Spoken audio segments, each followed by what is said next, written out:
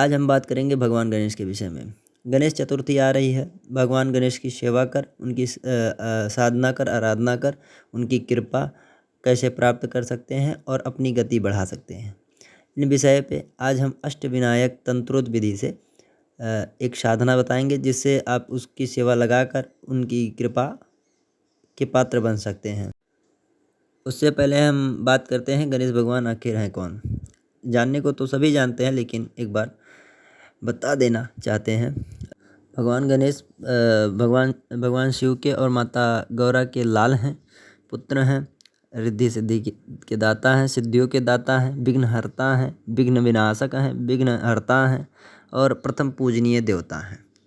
गणेश तंत्र साधनाओं में गणेश भगवान की महिमाओं के बारे में बहुत सारे अनेकों अनेक प्रयोग बताए गए हैं और अनेक से अनेक उपयोगी प्रयोग बताए गए हैं जो कि कारगर हैं।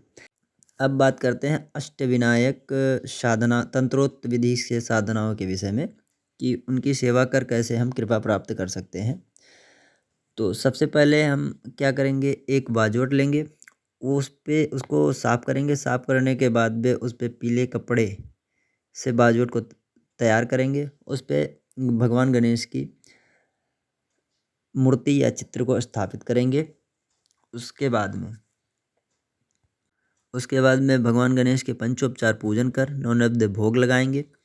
उसके बाद में दुर्वा का भोग लगाएंगे। दुर्वा बहुत ज़रूरी है, इसमें अति प्रिय भोग है बाबा का।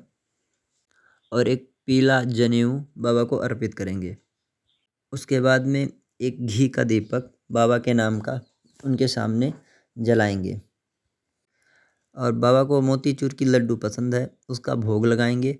उसके बाद में गणेश चालीसा का पाठ करेंगे और गणेश आरती का पाठ करेंगे।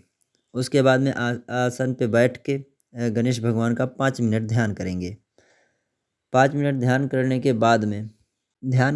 बाद हम जो भी गणेश भगवान की सेवा में करना चाहेंगे, चाहे वो मंत्र जप हो या स्तोत्र का पाठ हो या उनके नाम जाप हो, या जो भी आप गणेश भगवान की सेवा में संकल्प करेंगे, वो आप संकल्प लेंगे, अपना नाम लेंगे, अपने पिताजी का नाम लेंगे, अपना गोत्र लेंगे, अपना स्थान का नाम लेंगे। और जो भी आप चाहे स्तोत्र का पाठ कर रहे हो या गणेश संकट मोचन का पाठ कर रहे हो या कुछ भी हो, चाहे गणेश भगवान के बीज मंत्रों का जाप कर रहे हो, भगवान की कृपा आप कैसे भी पा सकते हो, ठीक है।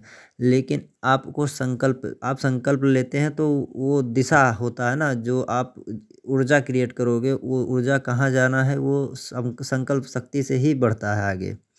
तो आपका सब कुछ हो जाएगा। उसके बाद में आप संकल्प लेकर और संकल्प धरती माता पे गिरा के और प्रणाम कर लेंगे। उसके बाद में फिर आप अपना साधना शुरू कर सकते हैं, जो भी आपने संकल्प लिया है। उसके बाद में ये आपका नवरात्रि तो चलता ही है, लेकिन 11 दिन का संकल्प कम से कम होना चाहिए। 11 दिन लास्ट दिन में होने के बाद में आप उसका दशांश हवन करेंगे। दशांश हवन करने के बाद में उसके बाद तर्पण मार्जन करेंगे। तर्पण मार्जन करने के बाद में आप ब्राह्मण यथाशक्ति ब्राह्मण भोज और यथाशक्ति दक्षिणा देकर गणेश भगवान की कृपा पा सकते हैं। और गणेश भगवान आपके मनोकामना को पूर्ण करते हैं। ये बहुत प्यारे देवता हैं। मैंने इनकी साधना करी है और अच्छा अनुभव प्राप्त है। अब मुँह से मैं बताना नहीं चाहता अनुभव, आप खुद करेंगे। करने के बाद आपका कुछ स्पेशल अनुभव होगा, हो सकता है हमसे भी बेहतर हो, आपके भाव के ऊपर है। क्योंकि भगवान ये सब तो चलो ये सब करना ही होता है, लेकिन भाव मेन प्रधानता है। भाव है तो सब कुछ है, नहीं है तो कुछ भी नहीं। भाव रहेगा तो गणपति बप्पा जो हैं बहुत प्यारे देवता हैं। मैंने बहुत साधनाएं की हैं, लेकिन गणेश भगवान जैसा कोई नहीं। क्योंकि मुझे 8वें या 9वें दिन में ही अच्छा खासा अनुभव हुआ था। आप भी करेंगे, आपको भी कुछ ना कुछ अनुभव ज़रूर होगा, 100% होगा। अगर आप भाव के साथ में, भक्ति के साथ में आप भगवान की सेवा कर रहे हैं तो, वो भी गणेश भगवान की। बोलो गणपति बप्पा मोरया। मिलेंगे नेक्स्ट वीडियो में, तब तक के लिए धन्यवाद। जय श्री सीताराम।